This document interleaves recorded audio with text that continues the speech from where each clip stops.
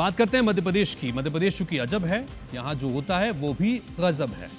आज बात ग्वालियर चंबल की, जहां भ्रष्टाचार की जड़ें इतनी मजबूत हो गई हैं कि वो अब स्वास्थ्य सेवाओं को भी खोखला कर रही है। बात हो रही है संभाग के जयारोग्य सुपर स्पेशलिटी हॉस्पिटल की, जो महज 6 साल में ही बीमार हो गया है। यानी हर तरफ अब अस्पताल के मरीजों की जान आफत में नजर आती है। ये रिपोर्ट देखिए जरा। ग्वालियर के जयारोग्य के सुपर स्पेशलिटी अस्पताल की तस्वीरें खौफ से भरी हैं। मरीजों और नर्सिंग स्टाफ की जिंदगी संकट में है। इलाज के लिए भर्ती मरीजों को बीमारी से ज्यादा इस बात का डर है कि कहीं उनके साथ कोई हादसा न हो जाए। नर्सिंग स्टाफ भी दहशत में काम कर रहा है।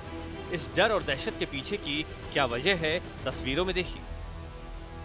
ग्वालियर का ये सुपर स्पेशलिटी अस्पताल है, लेकिन 6 साल में ये जर्जर हालत में पहुंच चुका है। सील फॉलिंग लगातार गिर रही है, वार्डों में गिर रही है। सोचिए अगर कोई व्यक्ति एडमिट हो तो उसके हाल क्या होंगे। पूरी तरह से आप देखिए, ये सील फॉलिंग है वो गिर चुकी है, और आप देखेंगे कि ये पूरा जो सामान है उसका वो यहाँ पर पड़ा हुआ है। कुछ पेशेंट भी है वो यहाँ पर मौजूद है, और ये देखिए पूरा सामान किस तरह से बिखरा हुआ है। ये एक वार्ड के हालात नहीं है, बल्कि कई वार्डों के हालात ऐसे हैं। ग्वालियर के जयारोग्य का सुपर स्पेशलिटी हॉस्पिटल साल 2018 में बनकर तैयार हुआ था। 30 सितंबर 2019 से ओपीडी की शुरुआत हुई। इसका निर्माण केंद्र सरकार के उपक्रम HSCC इंडिया की ओर से किया गया। कोविड के दौरान मरीजों को भर्ती किया गया। यह अस्पताल 168 करोड़ रुपए की लागत से बना है। इसमें से 80 करोड़ रुपए का खर्च सिर्फ भवन पर था। 6 मंजिला सुपर स्पेशलिटी हॉस्पिटल में मरीजों के लिए 4 और स्टाफ के लिए 1 लिफ्ट लगाई गई है। मरीजों के लिए लगाई गई 4 लिफ्ट खराब है, और अब इस बिल्डिंग में भ्रष्टाचार की ऐसी कहानी निकलकर सामने आई है जिससे सभी डरे हुए हैं। इस सुपर स्पेशलिटी अस्पताल में फॉल सीलिंग गिरने की एक घटना नहीं, बल्कि 15 दिनों में 15 ऐसी घटनाएं सामने आई हैं, जिसके कारण यहां कई वार्डों को खाली कर दिया गया है। कोर्स हो सकता है, किसी के साथ भी हो सकता है, पेशेंट से लेकर डॉक्टर तक, किसी के साथ भी एक्सीडेंट हो सकता है। और अभी तो ये नई बिल्डिंग है, ऑलमोस्ट 6-7 साल हुए होंगे। 6-7 साल भी मैं ज़्यादा बोल रहा हूँ, मोस्टली 6 साल हुए होंगे। तो अगर इतनी जल्दी ये हालत हो रही हो तो फिर अगले 10 साल में पता नहीं क्या होगा। सारे ही हैं, हम सारे ही जोखिम में ही हैं। जितने सब काम कर रहे हैं, जो भी लोग, ये लोग भी काम कर रहे हैं, ये लोग भी सब जोखिम में ही हैं। इसमें सुधार होना चाहिए, और इसका सुधार मरीज पेशेंट को भी अच्छा लगेगा जी।